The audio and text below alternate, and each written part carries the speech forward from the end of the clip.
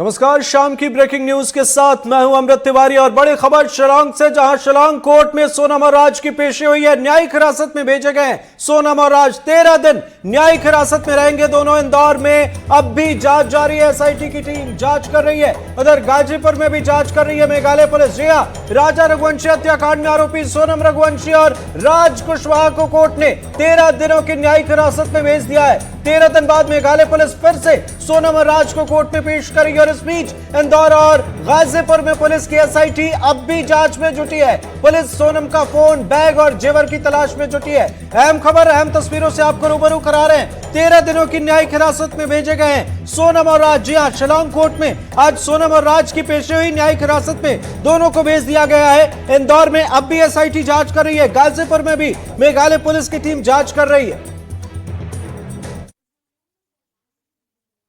Police didn't ask for any remand, just prayed for judicial custody. So, after hearing, court has granted 13 days judicial custody for both the accused. Sir, who were the advocate today for the case? From state, I represented. Yeah. Then from defense, no legal aid was present.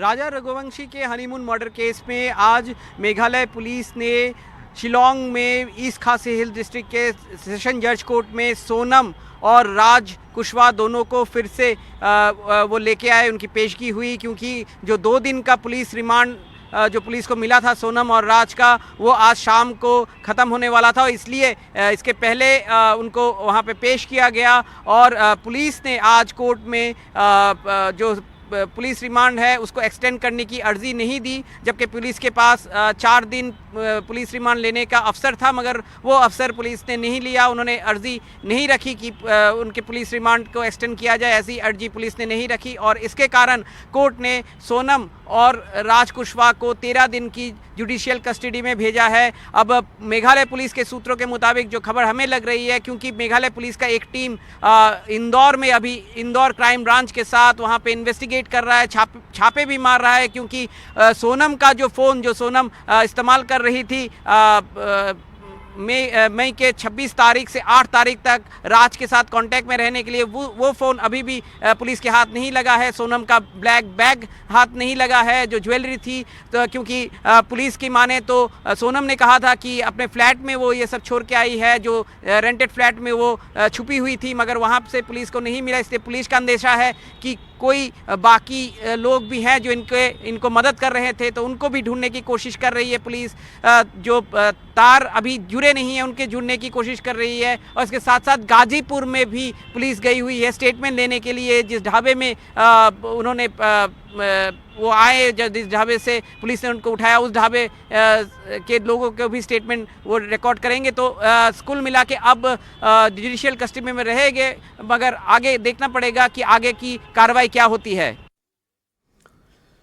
और बड़ी खबर इंदौर से, राजा हत्याकांड मामले में एक और CCTV footage सामने आया और फुटेज में आरोपी राज नजर आ रहा है। जी हां, 4 जून का यह सीसीटीवी फुटेज है। आपको दिखाते हैं तस्वीरें। राजा का जब अंतिम संस्कार हो रहा था, उसी वक्त राज कुशवाहा कफन लिए नजर आया और उसी दिन सोनम के पिता के साथ भी आरोपी राज नजर आया था। देखिए आप ये तस्वीरें, सोनम के पिता को संभालता हुआ भी राज नजर आया था। और लगातार हम आपको इन तमाम अपडेट से रूबरू करा रहे हैं। इससे पहले हमने आपको वो तस्वीर दिखाई थी जिसमें जब राजा हत्याकांड मामले के बाद राजा का शव घर पहुंचता है और अंतिम संस्कार होता है, उस वक्त राज कुशवाहा राजा के पिता के साथ नजर आता है। और अब एक और नई तस्वीर सामने आई है, बड़ी तस्वीर आपको दिखा रहे हैं। देखिए सीसीटीवी फुटेज है ये, इसमें आरोपी राज नजर आ रहा है। 4 जून का ये फुटेज है जिसमें राजा का अंतिम संस्कार हो रहा है और राज कुशवाहा कफन लिए नजर आया। सहयोगी तनुश्री देसाई हमारे साथ जुड़ गई है। तनु, सीसीटीवी फुटेज सामने आया है एक और, क्या है अपडेट? देखिए, राजा हत्याकांड में जो है एक और वीडियो, सीसीटीवी वीडियो सामने आया है जो राजा के अंतिम संस्कार का बताया जा रहा है। ये सीसीटीवी फुटेज जो है 4 जून का है, जब राजा का शव जो है शिलांग से इंदौर पहुंचा था। वही इस वीडियो में जो है साफ तौर पर देखा जा सकता है कि आरोपी राज कुशवाहा जो है अंतिम संस्कार के दौरान जो है कफन लेकर आया था। वही कफन जो है किसी को पकड़ाकर फोन पर बात करते हुए वो जो भीड़ थी उससे दूर चला गया। अब जो है अटकलें ये लगाई जा रही है, जब वो फोन पे बात करते हुए वहां से बाहर निकला है तब हो सकता है कि फोन पर सोनम हो, सोनम को अपडेट दे रहा हो, क्योंकि उस समय सोनम जो है इंदौर में ही छिपी हुई थी, काफी लंबे समय तक एक रेंटेड फ्लैट में थी और सोनम जो है हर गतिविधि पर नजर रख बनाए हुई थी। वही आपको ये भी बता दें कि 4 जून पहली बार था जब राज कुशवाहा जो है इस हादसे के बाद सामने आए थे, उसके फुटेज सामने आए थे जब वो सोनम के पिता को संभालते हुए दिखाई दे रहा था। जी बिल्कुल तनु, एक बड़ा सवाल यह है कि अब इस मामले में राजा रघुवंशी के परिवार का क्या कहना है जब से ये तस्वीरें सामने आई हैं, अपडेट सामने आ रहा है, और दूसरी तरफ सोनम के परिवार वाले किस तरीके से इस मामले को देख रहे हैं, अब उनका स्टेटमेंट कितना बदला, इस पर भी नजर बनाए रखें। आप बहुत बहुत शुक्रिया इन तमाम अपडेट्स के लिए। तस्वीरें आपको दिखा रहे हैं और लगातार इस मामले में खुलासे की तस्वीर सामने आ रही है।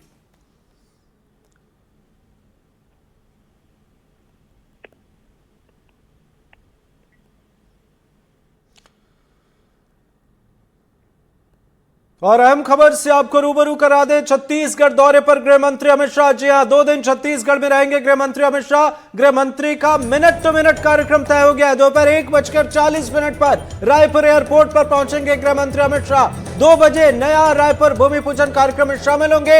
3:15 पर NFSC उद्घाटन शिलान्यास कार्यक्रम में शामिल होंगे। 4:20, जी हां, शाम 4:20 पर कई विभागों की बैठक करेंगे। 23 जून को नारायणपुर जाएंगे गृह मंत्री अमित शाह। नारायणपुर में BSF जवानों से मुलाकात करेंगे। तो मिनट टू मिनट कार्यक्रम से आपको रूबरू करा रहे हैं और यह दौरा बेहद खास है। छत्तीसगढ़ दौरे पर गृह मंत्री अमित शाह, 2 दिन छत्तीसगढ़ में अलग अलग कार्यक्रमों में गृह मंत्री अमित शाह शामिल होंगे। सबसे बड़ी बात, मिनट टू मिनट कार्यक्रम तो हम आपको बता ही रहे हैं, लेकिन अभी तक जो स्टेटमेंट सामने आ रहे हैं या जिस तरीके से गृह मंत्री अमित शाह नक्सलवाद के मुद्दे को लेकर गंभीरता दिखाते हुए नजर आए हैं, जिस तरीके से आखिरी एक डेडलाइन तय की गई है, इस वजह से गृह मंत्री अमित शाह का छत्तीसगढ़ दौरा बेहद खास हो जाता है। और ऐसे में देखना होगा कि नक्सल प्रभावित उन इलाकों को लेकर, उन मेगा प्लान को लेकर गृह मंत्री अमित शाह किस तरीके से बैठक में क्या कुछ कहते हैं, क्या रोड मैप बनता है, क्योंकि ये सबसे एक बड़े रीजन के तौर पर निकल रहा है। सहयोगी नीलेश त्रिपाठी हमारे साथ जुड़ गए। नीलेश, गृह मंत्री अमित शाह के मिनट टू मिनट कार्यक्रम तो नजर आ रहे हैं, लेकिन उनका यह दौरा बेहद खास है, क्या है अपडेट? बिल्कुल, देखिए केंद्रीय गृह मंत्री जब भी खासकर छत्तीसगढ़ में दौरे पर आते हैं तब बिल्कुल तय है कि जो नक्सल समस्या के खिलाफ जो एक डेडलाइन तय की गई है कि 31 मार्च 2026 तक पूरे भारत से नक्सल हिंसा की जो समस्या है उससे समस्या को निदान कर लिया जाएगा। उसको लेकर जो बैठकें होती हैं वो काफी अहम होती हैं। हमने पिछले दिनों में देखा कि छत्तीसगढ़ में बसवराजू जो कि नक्सल चीफ था उसको मारा गया एक मुठभेड़ में। उसके अलावा बीजापुर में एक मुठभेड़ हुई जिसमें कैडर सेंट्रल कमेटी के एक मेंबर को मारा गया था और इसके अलावा तेलंगाना के जो स्टेट कमेटी का जो हेड था उसको भी मारा गया। और कुछ दिन पहले ही आंध्र प्रदेश में जो सुकमा का सीमावर्ती इलाका है छत्तीसगढ़ का, वहां पर भी एक मुठभेड़ हुई जिसमें सेंट्रल कमेटी के मेंबर को मारा गया और अरुणा को मारा गया जो 20 लाख की इनामी नक्सली थी। तो ये जितने भी ऑपरेशन चल रहे हैं, इसके अलावा हमने देखा कि महाराष्ट्र में भी एक साथ करीब 30 जो नक्सल कैडर के लोग हैं उन्होंने सरेंडर किया था। मध्य प्रदेश में भी एक एनकाउंटर हुआ था जिसमें 4 नक्सली मारे गए थे। इन सारे ही राज्यों के जो कि नक्सल प्रभावित राज्य हैं उनके DGP की एक बैठक रायपुर में होनी है कल, जिसमें इस पर रणनीति बनेगी कि अब आगे, क्योंकि अब समय धीरे धीरे पास आते जा रहा है, जो टारगेट तय है, तो उसमें समय रहते कैसे उससे निपटारा किया जा सके।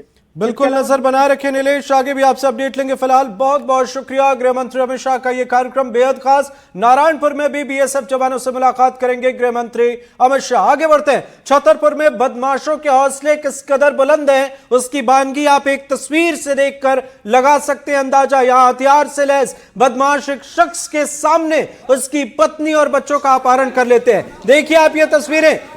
अपहरण का आरोप संजय सिंह नाम के शख्स पर लगा है। वही पुलिस ने कार्रवाई करते हुए मामले में 2 आरोपियों को गिरफ्तार किया है। लेकिन बड़ी बात यह है कि पत्नी और बच्चे का अपहरण किया जाता है और वो शख्स वही खड़ा रहता है। जब उसने रोकने की कोशिश की तो उस पर गोली चला दी जाती है। जी हां, अस्पताल में इलाज जारी है। दूसरी बड़ी बात यह है कि जिस पर यह आरोप संजय सिंह नाम के शख्स पर यह आरोप लगे हैं, बताया जा रहा है कि वो आदतन अपराधी है, कई मामले उस पर दर्ज हैं और इस मामले में पुलिस ने 2 आरोपियों को गिरफ्तार किया है। लेकिन सीधे तौर पर यह तस्वीरें देखिए, ये गांव कि लोग कहीं जा नहीं रहे हैं बल्कि अपहरणकर्ता आए हैं और महिला और बच्चे का अपहरण किया जा रहा है। देखिए आप, और ये अपहरण की हम आपको तस्वीर दिखा रहे हैं, किसी गांव में किसी प्रदर्शन या किसी और चीज की नहीं है। यह अपहरण की सीधी तस्वीर जो सामने आई उस वक्त वो हम आपको दिखा रहे हैं कैमरे में। और ये देखिए, यह अपहरण की तस्वीर है। महिला एक तरफ, बच्चा एक तरफ, पति को गोली मार दी गई और अपहरण कर लिया गया। यह अपहरण का आरोप संजय सिंह नाम के शख्स पर लगा है। इस मामले में पुलिस ने 2 आरोपियों को गिरफ्तार किया है। जांच जारी और बड़ा सवाल, बड़ी चुनौतियां प्रशासन के सामने।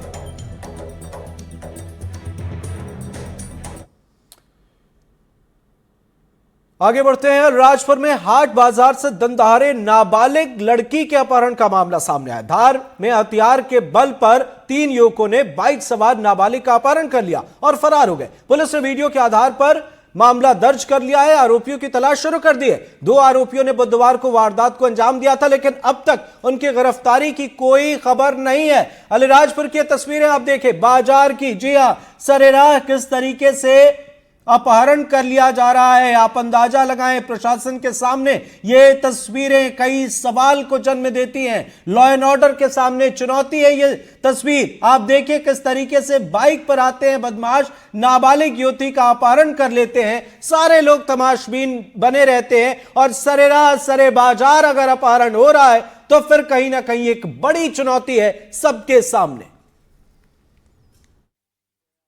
पुलिस को सूचना प्राप्त होगी अन्य माध्यमों से, तो थाना बोरी पे अपराध क्रमांक 99 दर्ज किया गया, जिसमें विभिन्न धाराओं के अंतर्गत 74 हो गया, 76, 137(2), 351(2) और पॉक्सो एक्ट अधिनियम के तहत इसमें एफआईआर दर्ज की गई है।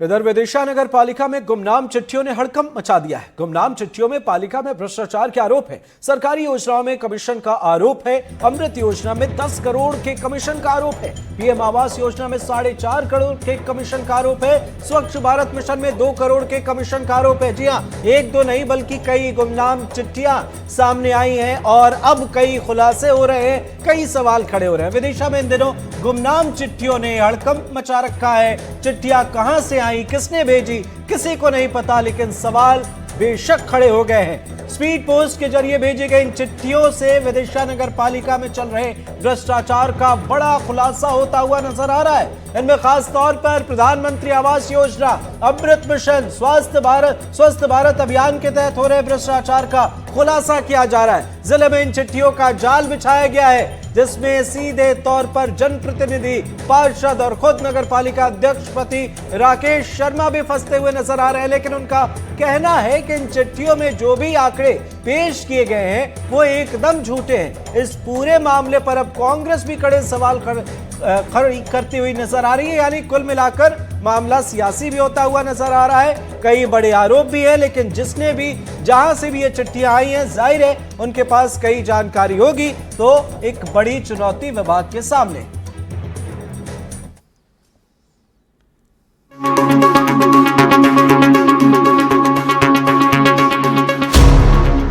एक चिट्ठी सबकी नींद उड़ा सकती है। एक चिट्ठी पूरे सिस्टम को हिला सकती है। एक चिट्ठी बड़े बड़ों की परेशानी का सबब बन सकती है। हम जिस चिट्ठी की बात कर रहे हैं वो वैसे तो एक व्यक्ति और उसके परिवार को लेकर है, लेकिन दहशत पूरे सिस्टम में है। क्योंकि इस चिट्ठी के जाल में जनप्रतिनिधि, पार्षद और खुद नगर पालिका अध्यक्ष के पति राकेश शर्मा फंसते दिख रहे हैं।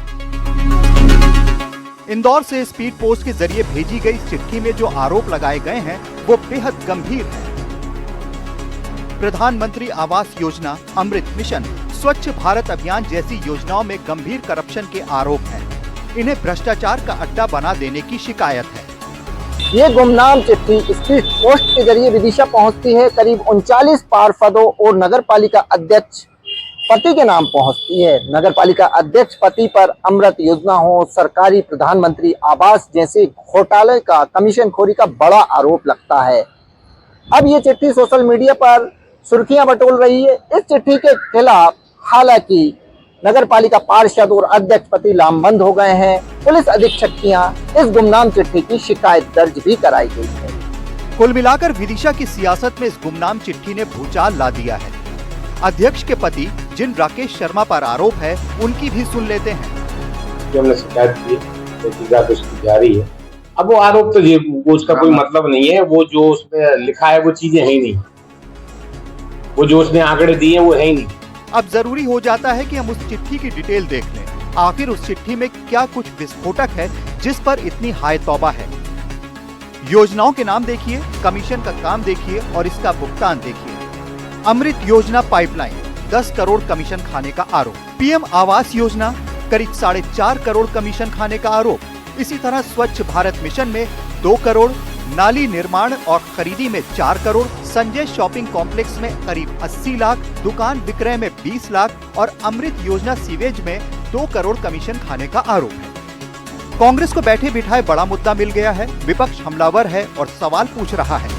देखिए, जिस आदमी ने भी ये चिट्ठी डाली है और जिस आदमी ने भी ये चिट्ठी को भेजा है, सभी पत्रकार साथियों को, पार्षदों को, राजनीतिक दल लोगों को सबको चिट्ठी पहुंची है। उसमें जो बिंदु दिए गए हैं साथ, वो योजना गवर्नमेंट की योजना है। उनमें अगर कहीं ना कहीं भ्रष्टाचार का अंक दिखाए गए हैं, करोड़ों रुपए का उसमें भ्रष्टाचार दिखाया जा रहा है, कमीशन खोरी दिखाई जा रही है। मैं पूछना चाहता हूँ विधायक जी और सांसद शिवराज सिंह चौहान जी से, क्योंकि केंद्रीय मंत्री भी हैं, कि उनकी नाक के नीचे नगर पालिका विदिशा में अगर ये चिट्ठी को सत्यता मानते हैं तो भ्रष्टाचार हो रहा है, तो इसकी निष्पक्ष जांच होना चाहिए और तत्काल प्रभाव से नगर पालिका अध्यक्ष पर कार्रवाई होना चाहिए। मामला पुलिस थाने तक पहुंचा है। जिन राकेश शर्मा पर आरोप है वो शिकायत के साथ पुलिस में पहुंच गए हैं, कार्रवाई की मांग की है।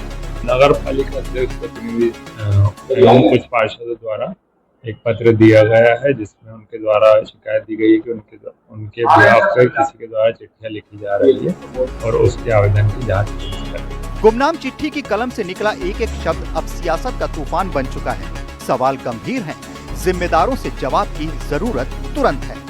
एनडीटीवी के लिए विदिशा से नवेद खान की रिपोर्ट। और चलिए अब एक अनोखे मकान की तस्वीर आपको दिखाते हैं। नर्मदापुरम के डोंगरी इलाके के वार्ड नंबर 14 में एक मकान चर्चा का विषय बना हुआ है। यहां पर एक व्यक्ति ने बहते नाले के ऊपर जमीन पर मकान बना लिया, अतिक्रमण कर मकान बना डाला और हद तो तब हो गई जब उसने मकान बनाने के लिए नगरपालिका से एनओसी भी ले लिया। अब एनडीटीवी की टीम ने हकीकत जानने की कोशिश की, कॉलोनी का रुख किया तो इसमें कई नई बातें निकलकर सामने आई है। मकान मालिक वैसे तो कैमरे के सामने नहीं आए, लेकिन उन्होंने बताया कि उनके पास प्लॉट की रजिस्ट्री है। मकान बनने से पहले नगरपालिका से एनओसी लिया गया है, जिसे नाला कहा जा रहा है। मकान मालिक का दावा है कि असल में वो प्लॉट है, पहले कभी यहां से नाली निकलती थी, बाद में ये नाले में तब्दील हो गई। वहीं कॉलोनी के लोगों ने क्या कहा है आपको सुनाते हैं। हमारे संवाददाता संजय दुबे ने यहां लोगों से बात की, कई जानकारियां निकलकर सामने आई। जिस कॉलोनी में यह नाला बना है, यहां एक बड़ा सवाल है और आप ये देखें, नाले के ऊपर बना हुआ ये मकान बेहद बेशक अनोखा है और कई चुनौतियां भी अब इस मकान ने प्रशासन के सामने खड़ी कर दी। श्री राम भरोस अहिरवार को उनके स्वामित्व का भूखंड जो उनकी रजिस्ट्री में दिखाया हुआ है, उस पर नियम के अनुसार सभी नियमों का पालन करते हुए भवन निर्माण की अनुज्ञा दी गई है। इसके बाद अभी जानकारी में आया है कि उनके द्वारा कुछ नाले के ऊपर निर्माण किया गया है, तो इसकी जांच करी जाएगी और जो भी गलत निर्माण होगा उसको हटा दिया जाएगा। अभी डोंगरी क्षेत्र में वार्ड क्रमांक 14 में एक नाले पे लोगों ने निर्माण कर लिया है, तो ये गंभीरता से लिया जा रहा है। हमने सीएमओ को निर्देश दे दिए और तहसीलदार को भी निर्देश दे रहे कि इसका परीक्षण करें। यदि शासकीय भूमि में कोई अवैध निर्माण काम किया हो, पानी की रुकावट को, तो वैधानिक कार्रवाई करके हटाया जाए।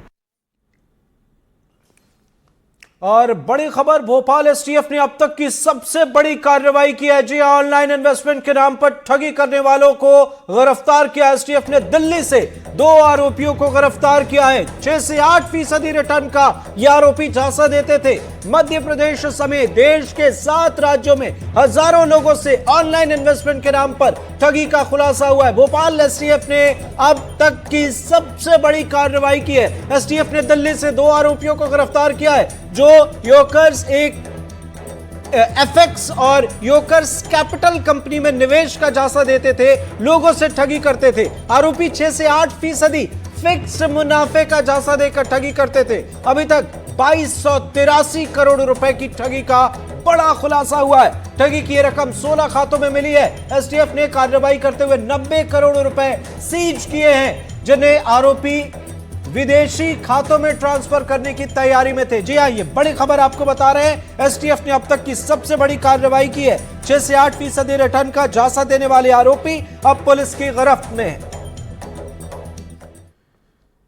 और खबर रायपुर से, जहां कवरेज को लेकर स्वास्थ्य विभाग का यू टर्न सामने आया। जी, अस्पतालों में कवरेज का प्रोटोकॉल आदेश स्थगित कर दिया गया। स्वास्थ्य विभाग ने पुराने आदेश को स्थगित किया है। सरकारी अस्पतालों में मीडिया कवरेज बैन की गई थी। मीडिया संगठनों ने फैसले का विरोध किया था। तो छत्तीसगढ़ स्वास्थ्य विभाग की तरफ से जारी एक आदेश ने इतना तूल पकड़ा कि सरकार को इसे स्थगित करना पड़ा। दरअसल एक नया आदेश जारी किया गया था, जिसके तहत सरकारी अस्पतालों और मेडिकल कॉलेजों में मीडिया कवरेज पर पाबंदी लगाई गई थी। इस फैसले का पत्रकारों ने भारी विरोध किया और इसके बाद स्वास्थ्य विभाग ने अपने आदेश को स्थगित कर दिया है। जी हां, ये बड़ी खबर आपको बता रहे हैं रायपुर से। कवरेज को लेकर स्वास्थ्य विभाग का यू टर्न सामने आया है।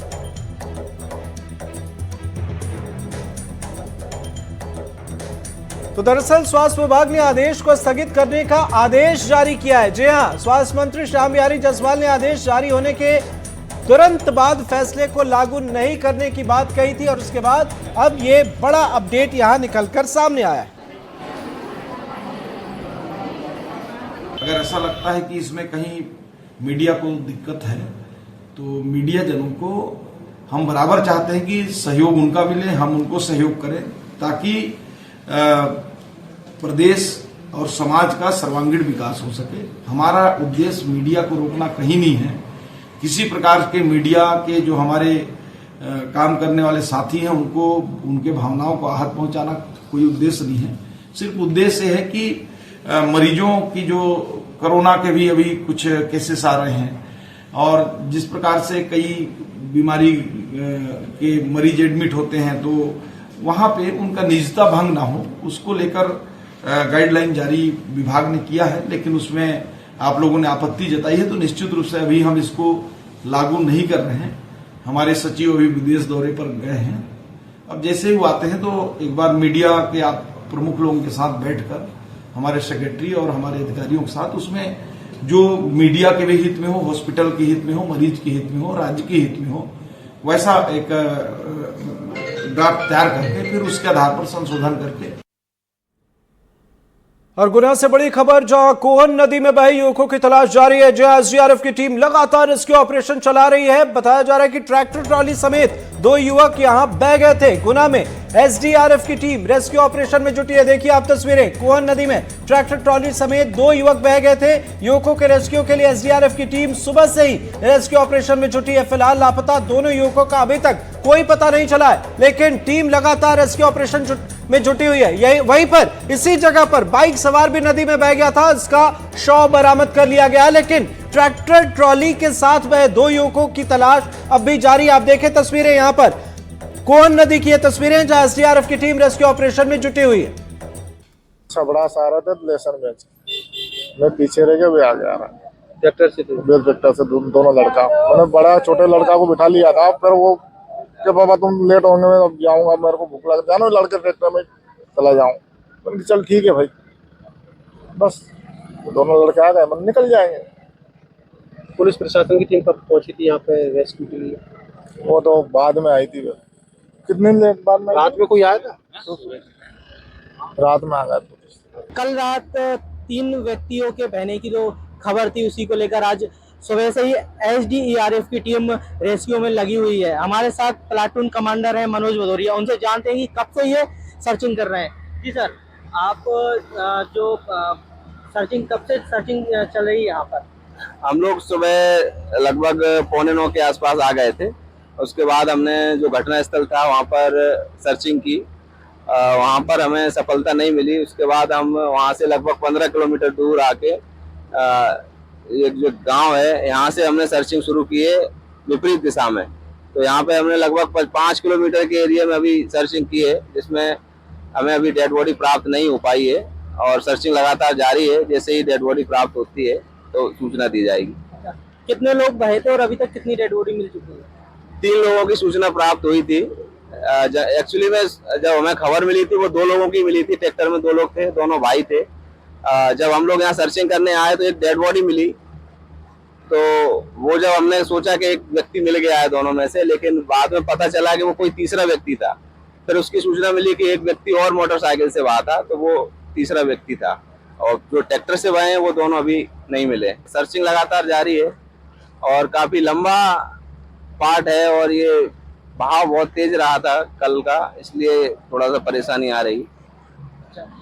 एसडीआरएफ की जो टीम है लगातार रेस्क्यू में जुटी है। वहीं गुना कलेक्टर एसडीएम मौके पर पहुंचे, उन्होंने जाना पूरी तरीके से, उन्होंने देखा कि कहां से कहां पर व्यक्ति बहे हैं। कोहन नदी बोलते हैं जहां पर ट्रैक्टर ट्रॉली सहित 2 युवक बहे थे। वहीं बरसाती नदी के पास एक मोटरसाइकिल सवार था, वो बहा था, उसकी डेड बॉडी मिल चुकी है। लेकिन अभी जो 2 सगे भाई हैं, एक की उम्र 14 वर्ष है और एक की 18 वर्ष है, जो अभी तक रेस्क्यू चल रहा है, उनके लिए लापता है। विनोद कुशवाहा, एनडीटीवी, गुना। और अहम खबर भिंड से, जहां अवैध खनन पर प्रशासन ने कार्रवाई की है। जी हां, ककारा गांव में कलेक्टर ने छापेमारी की। मौके से 10,000 घन मीटर अवैध रेत जब्त किए गए। 10 लाख रुपए इसकी कीमत बताई जा रही है। दूसरी तरफ बीजेपी विधायक ने कार्रवाई पर आपत्ति जताई है और कहा है कि कलेक्टर ने नियम विरुद्ध कार्रवाई की है। जी हां, भिंड में अवैध रेत खनन को लेकर कलेक्टर ने ककारा गांव में छापेमारी की, जहां अवैध रूप से 10,000 घन मीटर रेत का स्टॉक किया गया था। कलेक्टर ने इसे जब्त कर लिया। जब्त रेत की कीमत करीब 10 लाख रुपए है। कलेक्टर की इस कार्रवाई पर अब बीजेपी विधायक नियम विरुद्ध इसे बताते हुए आपत्ति जता रहे हैं। ये तस्वीरें आपको दिखा रहे हैं भिंड की अवैध खनन पर प्रशासन के एक्शन की, लेकिन इस मामले में एक और एंगल निकलकर सामने आया है। बीजेपी विधायक कलेक्टर के इस एक्शन को नियम विरुद्ध बता रहे हैं। और इसी के साथ शाम की ब्रेकिंग न्यूज में फिलहाल इतना ही। बाकी खबरों के लिए आप देखते रहिए एनडीटीवी मध्य प्रदेश छत्तीसगढ़। नमस्कार।